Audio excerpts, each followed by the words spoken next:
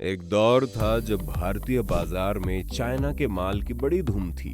Earphone, gadgets, पटाखे और छोटे छोटे सॉफ्ट टॉयज से लेकर बड़े बड़े खिलौनों तक सब कुछ मेड इन चाइना आपको मिल जाता था।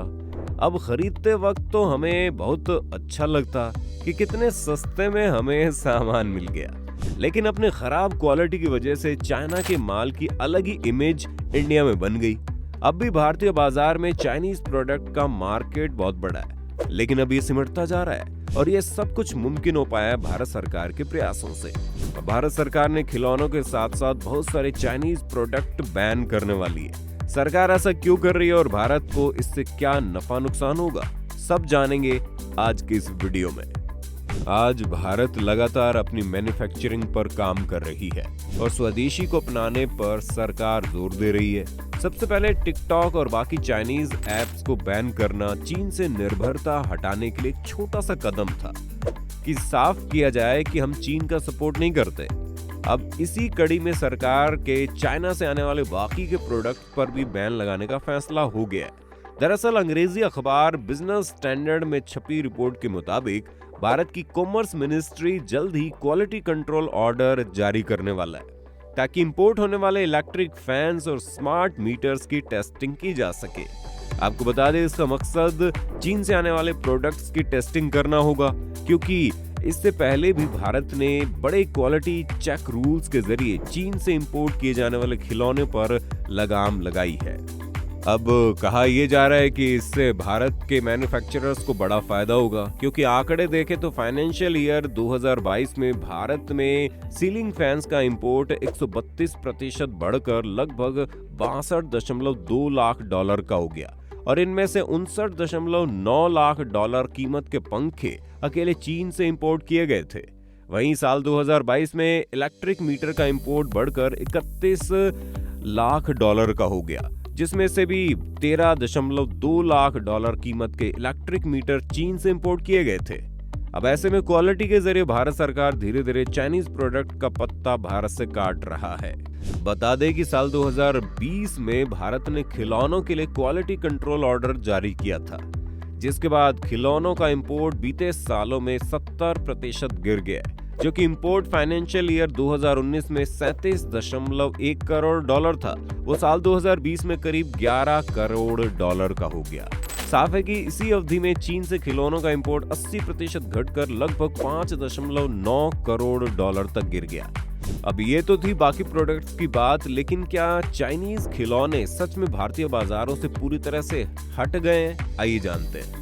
टॉय एसोसिएशन ऑफ इंडिया के मुताबिक आज भारत में हर साल चीन से करीब 4000 करोड़ रुपए के खिलौने इंपोर्ट किए जाते हैं। अब इन्हीं खिलौनों की मार्केट वैल्यू देखी जाए तो 3 गुना तक बढ़ जाता है। लिहाजा चीन से आए खिलौनों का कुल व्यापार करीब 12,000 करोड़ रुपए का हो जाता है। अब यहीं हम भारतीय खिलौनों की बात करें तो उनका कुल व्यापार 1000 करोड़ रुपए का भी नहीं है। अब ऐसे में खिलौनों के बाजार में चीन के इस दबदबे को कम करने के लिए भारत सरकार ने बीते सालों में कुछ कोशिशें की है, लेकिन ये सभी कोशिशें कितनी सफल रही, ये बड़ा मुद्दा है।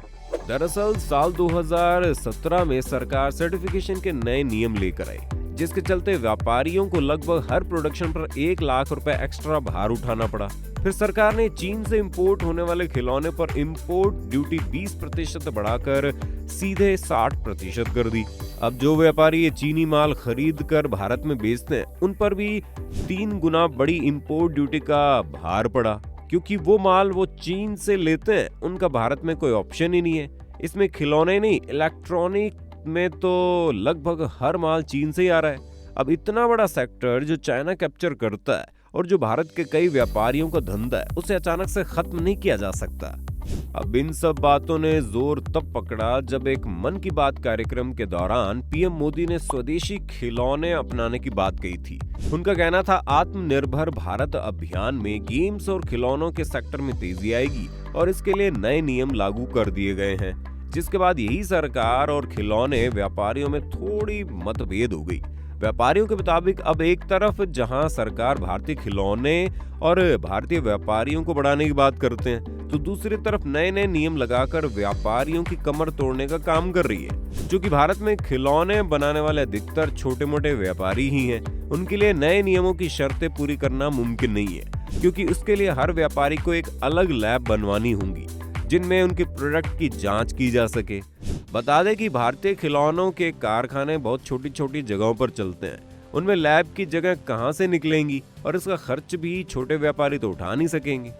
अब भारतीय उत्पादकों की शिकायत ये भी है कि सरकार ने बीते सालों में ऐसा कोई कदम नहीं उठाया है जिससे भारतीय खिलौनों को बढ़ावा मिल सके।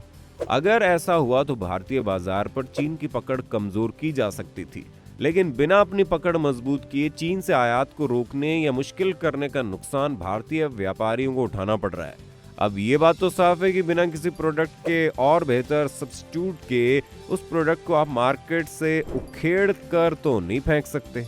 अब सरकार के फैसलों से इशारा भी ये मिला कि खिलौनों के व्यापार का पूरा खेल एक आदमी के इशारों पर हो रहा है। प्रधानमंत्री मोदी ने मन की बात में भारतीय खिलौनों को बढ़ावा देने की जो बात कही, इससे इंडियन प्रोड्यूसर खुश क्यों नहीं है?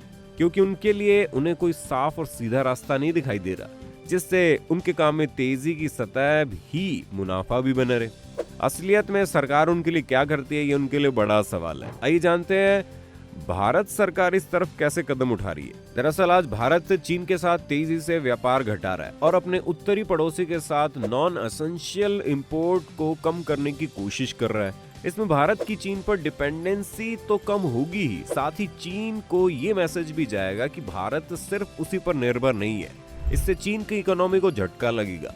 आज प्रोडक्शन लिंक्ड इंसेंटिव स्कीम के जरिए भारत सरकार डोमेस्टिक कंपनीज को मौजूदा मैन्युफैक्चरिंग यूनिट्स की एस्टेब्लिशमेंट, उनके विस्तार और ज्यादा रोजगार के मौके पैदा करने के लिए एनकरेज कर रही है। साथ ही इसके जरिए से दूसरे देशों से इंपोर्ट पर देश की डिपेंडेंसी को कम करने की कोशिश की जा रही है। ये वजह है कि आज देश में खिलौना उद्योग या टॉय इंडस्ट्री तेजी से ग्रो कर रहा है और सरकार भी इस सेक्टर पर खासा फोकस कर रही है। चाइनीज टॉयज पर देश में लगाम लगाने के बाद अब इन्हें ग्लोबल मार्केट में भी टक्कर देने की तैयारी है। बता दें कि सेंट्रल गवर्नमेंट अब डोमेस्टिक मैन्युफैक्चरिंग को ग्लोबल लेवल पर कॉम्पिटेंट बनाने के लिए टॉय इंडस्ट्री को 3,500 करोड़ रुपए का बूस्ट अप देने के प्रोजेक्ट पर काम कर रही है। पीटीआई की रिपोर्ट में सरकार के इस बिग प्लान के बारे में जानकारी साझा की गई है और इसके मुताबिक केंद्र टॉय इंडस्ट्री को 3,500 करोड़ के प्रोडक्शन से जुड़ा PLI बेनिफिट देने का सोच रही है। हालांकि ये फायदा सिर्फ उन्हीं को मिलेगा जो ब्यूरो ऑफ इंडियन स्टैंडर्ड के अनुरूप होंगे। बता दें इसका मकसद देश में लो क्वालिटी वाले इंपोर्ट को कम करने और डोमेस्टिक मैन्युफैक्चरिंग को बढ़ावा देना है। ऐसे में भारत के खिलौना व्यापारियों के लिए एक बड़ा तोहफा भी साबित हो सकता है। ये बता दें PLI बेनिफिट इन्वेस्टमेंट को अट्रैक्ट करने और एक्सपोर्ट को बढ़ाने में मददगार साबित होगा।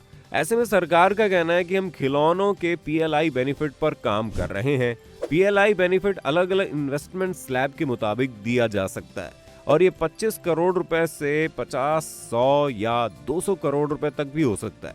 अब आप सोच रहे होंगे PLI स्कीम क्या है, तो बता दें PLI स्कीम ऐसी योजना है जिसका उद्देश्य कंपनियों को डोमेस्टिक यूनिट्स में निर्मित प्रोडक्ट्स इंक्रीमेंटल सेल्स पर इंसेंटिव देना है और सरकार ने करीब 2 लाख करोड़ रुपए की इस योजना को पहले ही 14 सेक्टर्स में लागू कर दिया है। जैसे कि भारत में बने खिलौने अब न केवल ग्लोबल ब्रांड्स को सप्लाई किए जा रहे हैं, बल्कि वो ग्लोबल मार्केट्स में अपनी मौजूदगी दर्ज करा रहे हैं।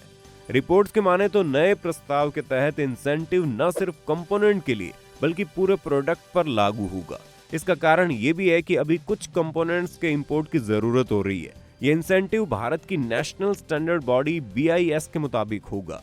गौरतलब है कि PM नरेंद्र मोदी ने बीते जुलाई महीने में भारतीय खिलौना उद्योग की जमकर तारीफ की थी। उन्होंने मन की बात में कहा था कि पहले भारत में करीब 3,000 करोड़ रुपए के अधिक के खिलौनों का आयात होता था, जिसमें 70% की कमी आई है। इसके साथ ही पहले भारत सिर्फ 300-400 करोड़ रुपए के खिलौनों का एक्सपोर्ट करता था, जो अब बढ़कर करीब 2600 करोड़ रुपए पर पहुंच गया है। तो कहीं ना कहीं भारत सरकार के लिए बड़ी उपलब्धि है। दोस्तों, आपको क्या लगता है, आसपास चीनीज चीजें कम हुई है या नहीं? हमें कमेंट बॉक्स में जरूर बताइए। साथ ही आपको हमारी आज की वीडियो पसंद आई तो वीडियो को लाइक और शेयर कर देना। चैनल को सब्सक्राइब तो आपको करना ही है।